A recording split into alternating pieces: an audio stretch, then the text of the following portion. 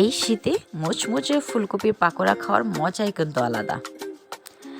তাই আমি সারা বছর ওয়েট করি এই সময়টার জন্য। হ্যালো এভরিওয়ান, আসসালামু আলাইকুম। আমি সামিয়া বরাবরের মতো চলে এলাম নতুন একটা রেসিপি নিয়ে। আজকের রেসিপি ফুলকপির পাকোড়া। ফুলকপির পাকোড়াটা তৈরি করলে অনেক সময় গন্ধ লাগে, তাই অনেকে এটা তৈরি করতে চায় না। কিন্তু আজকে আমি যেভাবে এই রেসিপিটি শেয়ার করেছি, আপনি যদি A to Z ফলো করেন তাহলে আপনার পাকোড়াটা হবে খুবই মজার এবং কোনো গন্ধই আসবে না। চলুন তাহলে দেরি না করে পাকোড়ার মূল রেসিপিতে চলে যাই। ফুলকপির পাকোড়া তৈরি করার জন্য এখানে আমি একটু বড় দেখে ফুলকপি নিয়েছি। এখন আমি এটি কেটে নিব। খুব বেশি ছোট করে কাটিনি, দেখুন এইভাবে কেটেছি। আর অবশ্যই কিন্তু খেয়াল করতে হবে, ফুলকপির ভিতর কিন্তু অনেক সময় পোকা থাকে। আমি ফুলকপিটা কেটে তারপর ধুয়ে পরিষ্কার করে নিয়েছি। এখন আমি একটি পাত্রে যথেষ্ট পানি দিয়ে চুলায় বসিয়ে দিয়েছি আর ফুলকপিটা দিয়ে দিলাম। 5 মিনিটের মতো এটা সিদ্ধ করে নিব। খুব বেশি সিদ্ধ করব না, যাতে কালারটা একটু চেঞ্জ আসে। সাথে একটু লবণ দিয়ে দিলাম, হাফ চা চামচের মতো। 5 মিনিট পর দেখুন কালারটা কিন্তু খুব একটা চেঞ্জ হয়নি, আর অতিরিক্ত সিদ্ধও কিন্তু আমি করিনি। এখন আমি ছেঁকে ফুলকপিগুলো তুলে নিচ্ছি। তারপর আমি ফুলকপিগুলো ঠান্ডা করে নিব। এখন আমি একটা ব্যাটার তৈরি করে নিব ফুলকপির চপের জন্য। এখানে আমি নিয়েছি ময়দা 1 কাপ, কারণ ফুলকপিটা তো অনেক বড়, তাই একটু বেশিই লাগবে। 1/3 কাপ দিয়েছি কর্নফ্লাওয়ার, আপনি চাইলে কিন্তু চালের গুঁড়িটাও ইউজ করতে পারেন। দিয়ে দিচ্ছি মরিচের গুঁড়ো 1 টেবিল চামচ, দিয়ে দিচ্ছি জিরা গুঁড়ো হাফ চা চামচের মতো, লবণ হাফ চামচ, আর দিয়ে দিচ্ছি গোলমরিচ গুঁড়ো হাফ চা চামচের মতো, হলুদ গুঁড়ো 1 চা চামচ। তারপর সবগুলো শুকনো উপকরণ আমি একটু মিক্স করে নিব। সবগুলো ভালোভাবে মিক্সড হয়ে গেলে তারপর আমি এখানে অল্প অল্প করে পানি মিক্স করব আর একটা পারফেক্ট ব্যাটার তৈরি করব। একসাথে কিন্তু পানিটা দিবেন না, তাহলে কিন্তু খুবই লিকুইডি হয়ে যাবে।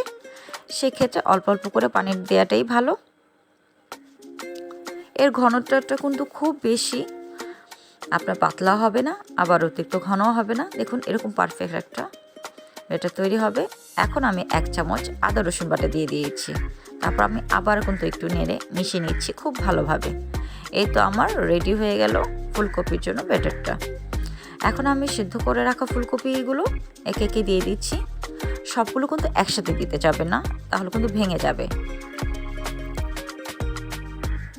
খুব ভালোভাবে আলতো হাতে কিন্তু এটা মিশিয়ে নেবেন, কারণ এটা তো অলরেডি সিদ্ধ করা। তারপর আমি আবারও কিছু দিয়ে দিলাম। এখন আমি একটা প্যানে পর্যাপ্ত পরিমাণ তেল দিয়ে গরম করে নিয়েছি।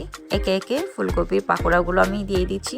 একটু দূরে দূরেই দিবেন, নাহলে কিন্তু একটার সাথে একটা লেগে যাবে, দেখতেও ভালো লাগবে না, খেতেও ভালো লাগবে না। একটু দূরে দূরেই কিন্তু আমি দিচ্ছি যতটুকু পারা যায়। একসাথে কিন্তু অনেকগুলো পাকোড়াই দিয়ে দিয়েছি। 5 মিনিটের মতো আমি এটা ভেজে নিব, কারণ অলরেডি কিন্তু আমার হাফ সেদ্ধ হয়ে আসা। এটা একটু স্প্যাচুলে একটু নেড়ে চেড়ে দিচ্ছি, উল্টিয়ে দিচ্ছি। এই পর্যন্ত যারা আমার ভিডিওটি দেখলেন, আমার চ্যানেলে নতুন হলে অবশ্যই আমার চ্যানেলটা সাবস্ক্রাইব করে দিবেন। আর যারা পুরনো বন্ধু আছেন তাদেরকে অসংখ্য ধন্যবাদ আমার পাশে থাকার জন্য। ও আরেকটি কথা, পাশে থাকা বেল বাটনটা অবশ্যই প্রেস করে দিবেন, যাতে সবার আগে নোটিফিকেশনটা আপনার কাছে চলে যায়। আমার পাকোড়াটা কিন্তু অলমোস্ট রেডি। একটু উল্টে নিচ্ছি, আর একটু বেশি মুচমুচে করে ভেজে নিলে কিন্তু ভালো লাগে টেস্টটা। আপনাদের প্রয়োজন অনুযায়ী এটা বুঝে নেবেন। এই তো আমার পাকোড়াটা রেডি হয়ে গেছে। আমি একটু তেলটা ছেঁকে উঠিয়ে নিচ্ছি। এই তো আমার তৈরি হয়ে গেছে দারুণ মজার ফুলকপির পাকোড়া। দেখতে কি দারুণ হয়েছে না? আমি কিন্তু একটু ভেঙে আপনাদেরকে দেখাচ্ছি যে কতটুকু পারফেক্ট হয়েছে ভিতরে। একদম কিন্তু কাঁচা ভাবটা নেই, দেখে বোঝা যাচ্ছে। খেতে কিন্তু মাশাআল্লাহ। আপনি যখন সসে এটা যদি একটু খেয়ে নেবেন, দেখবেন যে কী মজা লাগবে। ভেতরে কিন্তু একদম বাজে গন্ধ আসবে না, খেতে কিন্তু ভীষণ ভালো লাগবে। আশা করছি ছোট বড় সবাই কিন্তু খুব পছন্দ করবে। আজ এই পর্যন্তই। সবাই ভালো থাকবেন, সুস্থ থাকবেন। আল্লাহ হাফেজ। আরেকটি কথা, খাবার অপচয় করবেন না।